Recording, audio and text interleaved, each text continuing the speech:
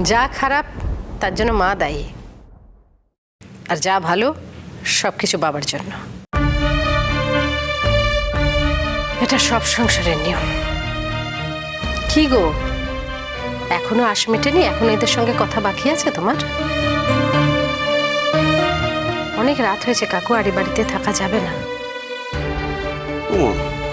এখন আমি ওই ফ্ল্যাট বাড়িতে যাবো কি করে? ফ্ল্যাট বাড়িতে তো থাকা যাবে না। ওখানে সব চারিদিকে নোংরা হয়ে আছে, চারিদিকে ঝুলটুল হয়েছে, ওখানে আমি কি করে থাকবো? না না, ওখানে যাওয়া যাবে না। তাহলে আমি তোমাকে হোটেল বুক করে দিচ্ছি। না শুনুন, এর আগেও তো আপনি আমাদের বাড়িতে থেকেছেন, আপনার কোথাও যাওয়ার দরকার নেই, এই বাড়িতেই থাকবেন, আমার কোনো আপত্তি নেই। না, একদম না। শুনুন, আপনার ভাইজির এখন অনেক টাকা, ও ভালো হোটেলে আপনার ব্যবস্থা করে দেবে, দেখবেন 5 স্টার হোটেলে ব্যবস্থা করে দেবে। এই গরিবিয়ানার মধ্যে থাকতে কি আপনার ভালো লাগবে? আপনি বরং ওখানেই যান। আপনি না ভীষণ কুটকাচালি মহিলা, সবসময় খালি কুটুর কুটুর কুটুর কুটুর কুটুর কুটুর করেই যাচ্ছে। একদম না, খবরদার আমাকে ও সমস্ত কথা বলবেন না। এতদিন আপনার এই সমস্ত বাজে কথা আমি মেনে নিয়েছি, চিরকাল যে মেনে নেব আমি সেটা বলতে পারছি না। কাকা দাদু, আজকে রাতটা এখানেই থেকে যাও না। তোমার মেয়ের বাড়ি তো, তোমার মেয়ের বাড়িতে তুমি তো একটা রাত থাকতেই পারো। মেয়ের বাড়ি? মেয়ের বাড়ি বলে কিছু হয় নাকি? মেয়েরা হচ্ছে শাটল কক, একবার এর বাড়িতে, একবার ওর বাড়িতে, একবার বাবার বাড়ি, একবার শ্বশুর বাড়ি। মেয়েদের নিজের বাড়ি বলে কিছু হয় না। না না, এই কথাটা তুমি খুব ভুল বলে ফেললে মা। আমার যা কিছু আছে সবই তো তোমার, তুমি একদম শাটল কক নও। এরা তোমার দাম দিতে পারেনি, তাই বলে আমি যে তোমার দাম দিতে পারবো না তা তো হতে পারে না। দেখো না, বাপ আর মেয়েতে মিলে দুজনে মিলে একসঙ্গে দাঁড় করিয়ে দেবো তোমার দোকানটা। আমি খেটে খেটে তোমার দোকানটাকে অনেক বড় করে দেবো। তোমার দোকানে তো কর্মীও লাগবে, ধরে নাও না আমি তোমার দোকানের একজন কর্মী। কাকু, হ্যাঁ হ্যাঁ, যা বলছি তাই। এখন তুমি আমাকে তাড়িয়ে দিলে তো চলবে না। আমার মেয়ের জীবনের প্রতিষ্ঠা পাবে, তবে আমি এখন থেকে যাব। আশা থাকা ভালো, তবে দুরাশা থাকলে না পরে কষ্ট পেতে হয়। কিস করছো জামাই? কিস করছো? দেখো না, আমি আমার মেয়ে দুজনে মিলে এই দোকানটাকে দাঁড় করাবো, তখন তোমরা সবাই মিলে হাত জোর করে এই দোকানের সামনে দাঁড়িয়ে থাকবে।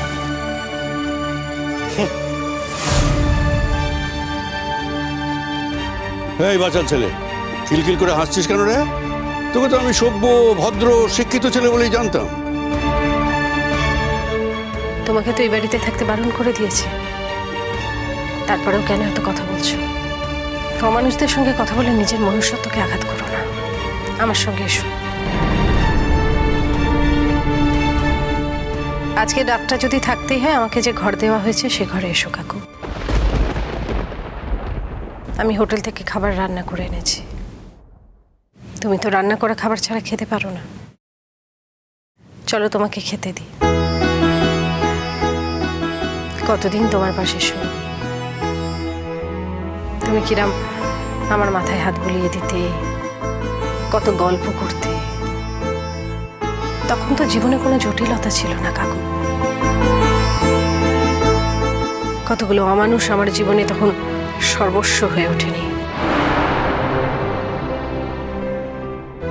তখন জীবনটা অনেক সরল, সুন্দর, আনন্দময় ছিল। চলো না, আজকে সেই দিনটাকে আবার একবার নতুন করে তৈরি করি। এদের মধ্যে থেকো না, এদের সবাইকে ছাড়ো। এরা কোনো পর্যায়েই পড়ে না। এদের সঙ্গে কথা বলে নিজের মনকে নষ্ট করো না। আমার সাথে এসো, এসো। হ্যাঁ, একটু দেখি যাবো।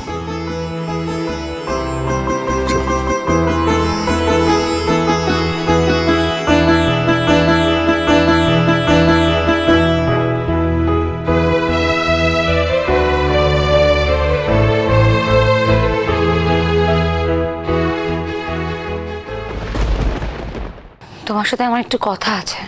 বল। কাকিমা এখন বাড়িতে নেই, তাই এই সুযোগেই আমাকে এই কথাগুলো বলতে হবে। আমি আশা করব তুমি আমাকে সেগুলো বলার সুযোগ দেবে। এর মধ্যে সুযোগের কি আছে? আমরা যে ডে অফ বাড়িতে আছি, লেখাপড়া করছি, বল।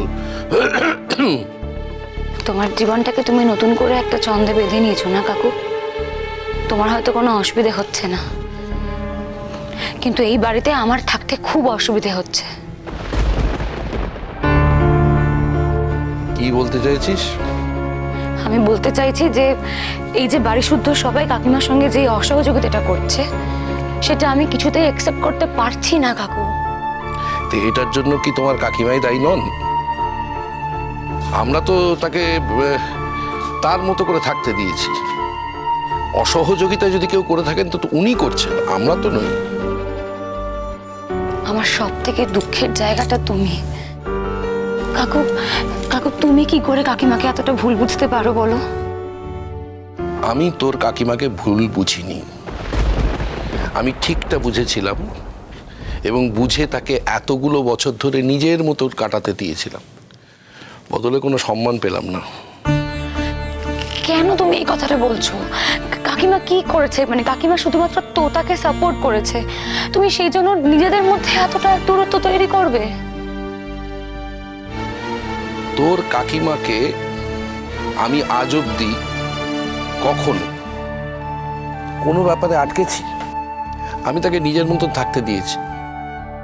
আমি কোনোদিন তাকে বলিনি এ বাড়ি থেকে চলে যেতে হবে, বলার কথাও নয়, এ বাড়িটা তাঁরও। আমি কোনোদিন বলিনি যে তুমি এ বাড়িতে খাবে না। এবার তিনি তো কারোর কোনো কথারই সম্মান দেন না, ফলত আজও দিলেন না। এবার তুই যদি ওকে বলে কয়ে এ বাড়িতে একটু খাওয়ার রাজি করাতে পারিস, অন্তত খুশি হব। কাকিমা কিন্তু এখনো তোমার কখন কি দরকার, কোন ওষুধ, এগুলো সব খেয়াল রাখে। না, আমার ওষুধ, আমার অন্যান্য অনেক কিছুই তার খেয়াল উনি রাখেন না, কারণ ওনার সময় নেই। তুমি জানো না তোমার কখন কোন ওষুধ তোমাকে মনে করিয়ে দিতে হয়, সেটা কিন্তু কাকিমাই আমাকে বলে দিয়েছে। তুমি দেখছো যে দায়িত্বটা আমি নিয়েছি, কিন্তু এই সব কিছুর পেছনে কাকিমা এখনো রয়েছে। কাল থেকে তোমাকে এই দায়িত্বটা পালন করতে হবে না, এটা আমার নিজের কাজ, আমি নিজেই করব।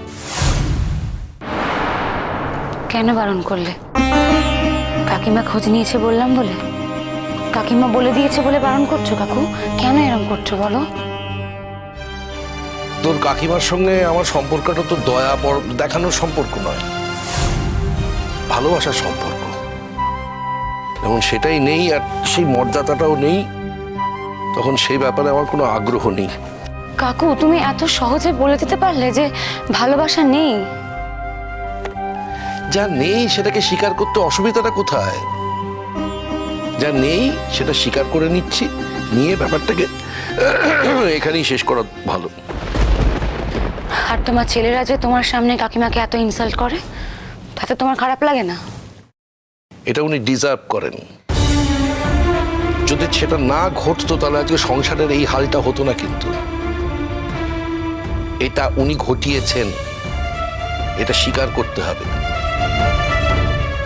মানে তাহলে তো তোমার আর কাকিমার সম্পর্কটা কোনোদিনই সুস্থ স্বাভাবিক হবে না, মানে সেটার তো কোনো আশাই দেখতে পেলাম না। কাকু, তুমি কিছু বলো না বলেই কিন্তু তোমার ছেলেরা কাকিমাকে এতটা অপমান করার সাহস পায়। তোর সেটা মনে হয়? তোর মনে থাকছে না যে আমি কতবার তাদের বিরুদ্ধে দাঁড়িয়ে কথাবার্তাগুলো বলেছি?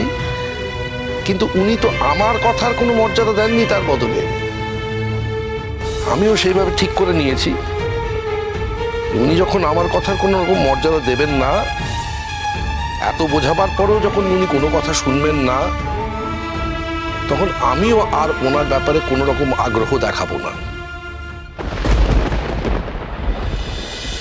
জল থই থই জল থই থই ভালোবাসা